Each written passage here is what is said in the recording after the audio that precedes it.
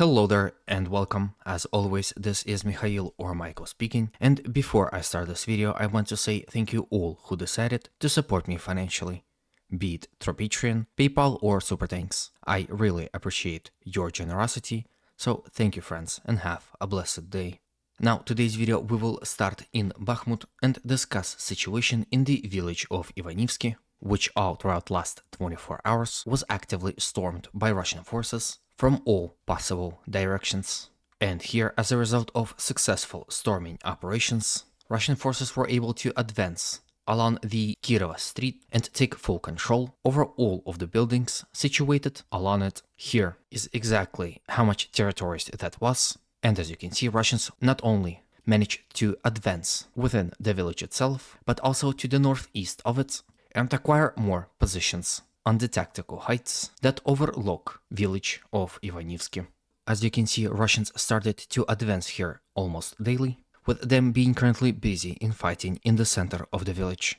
Generally speaking, Russians were attacking all across the fronts, from Novomykhailivka in the direction of Grigorivka, fought within Bogdanivka village for its full control, attacked along the 00506 highway in the direction of the outskirts of Chasov Yar, and were also attacking in the direction of this hill and this forested area. As I mentioned before, it is important for the control over Ivanivske and T0504 highway. Then from here let's visit Avdiivka and discuss situation here as well. Here, like yesterday, all throughout last 24 hours, Ukrainians were launching continuous yet unsuccessful counterattacks within Berdichi in attempt to throw Russians out and force them to retreat in the direction of Stepove, from Semenivka in the direction of Orlivka, as well as from their northern controlled portion of Tonenki, also in attempt to throw Russians out. Like mentioned previously, it seems all of these attacks were unsuccessful, because there are no reported territorial changes in favor of Ukrainians here, even from pro-Ukrainian sites and sources. Currently, heaviest of battles are ongoing in Orlivka and Berdichi. For example, here you can see video from the village of Orlivka and the state that this village is currently in. It has become a battlefield where both Russians and Ukrainians are fighting in attempt to tip the balance of power here on this particular portion of the front. And so far, it's hard to say who's coming on top. Then, of course, we have a famous Berdichi village, which became a graveyard for Abrams tanks. Just within last 3 days, Russians were able to destroy or severely damage 3 of these vehicles, like you can see here on this picture. On this video here, you can also see Russian FPV drones trying to destroy abandoned Abrams tanks by striking upon it several times, making sure that Ukrainians will not be able to retrieve it, repair, and use it yet again. Seemingly, Ukrainian forces were able to stabilize the front for the time being. They've done so by throwing extreme amount of fresh reinforcements into the second line of defense in front of Avdiivka, while they hastily construct a third one. Those fruitless but relentless and fierce counterattacks that were conducted by Ukrainian forces all throughout the last few days is explained exactly by that. It seems that Ukrainian command is trading lives for time. So far, it seems to work for them.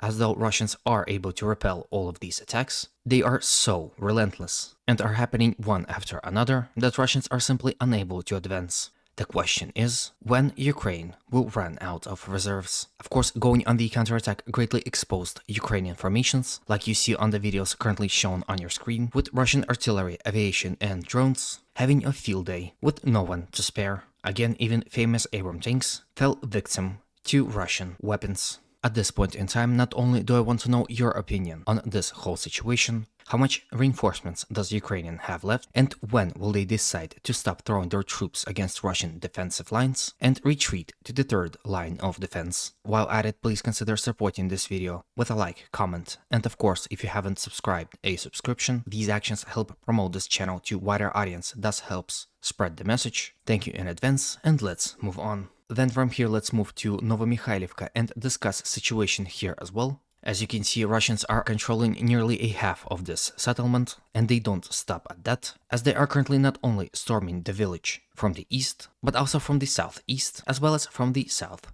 And in the last 24 hours, they were able to reach the center of the town, and capture these territories in the last 24 hours, and with it they officially reached the center of the settlement. There's also reports that due to recent successful Russian advances, Ukrainians retreated from these open fields and even from this stronghold, located in the south of Novomykhailivka, which served as a buffer zone in between the village itself and Russian formations attacking in its direction. And if those reports are to be true, Russians took control of about this much territory, in addition to those that I've just shown you. At this point in time, still more confirmations is required. However, these Russian territorial changes are highly likely. With Russians increasing their presence in this general area, Ukrainian formations here might find themselves extremely isolated from their brethren fighting within the village. And with continuous and relentless Russian attacks in the direction of this stronghold, their retreat was just a question of time. And it seems that time came. With the fall of this stronghold, this entire area of Novomykhailivka is now under great threat of full Russian capture due to the possibility of Russians attacking to the flank and rear of Ukrainian defenders in the town. So as you can see, Russian attacks within Novomykhailivka is starting to increase as days go by, with more and more portions of the village falling into Russian hands. Hard to say when Russians will be able to capture this village completely, but by the looks of it, it seems like about a week of fighting. And that's of course if nothing is changed, and if Ukrainians will not bring fresh reinforcements. Now, speaking about when this war will end, I have this interesting picture for you of what Russia considers its core historical territory. And it seems that this is exactly what Russians are expecting to get after the end of this war. As you can see, big chunk of territory Russians acknowledged as Polish historical lands. Some of it will go to Hungary, and this big portion seemingly will go to Romania, with Ukraine remaining with this small chunk of territory.